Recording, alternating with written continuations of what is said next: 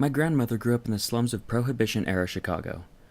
Her family lived in a small house near the harbor, and one of her earliest memories was of a particularly hot summer when, seeking respite from the heat, she and her sister discovered a seldom-used section of the boardwalk near an abandoned warehouse. Every night for several weeks, the two girls would make their way down to the docks and sit together on the edge of the pier as the sun went down. My grandmother vividly, and for a time fondly, recalled the feel of the seaweed between her toes as she and her sister dangled their feet into the murky water. It wasn't until years later that she returned to the pier and found that the warehouse had been demolished.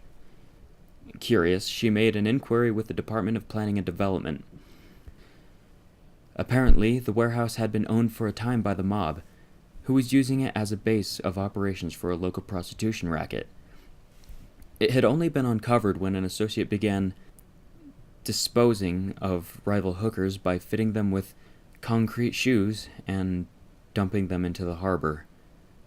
Investigating officers had recovered nearly 24 bodies from the waters of the secluded pier nearby.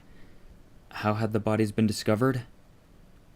A passing fisherman spotted some of the victims' hair floating near the surface of the water, like seaweed.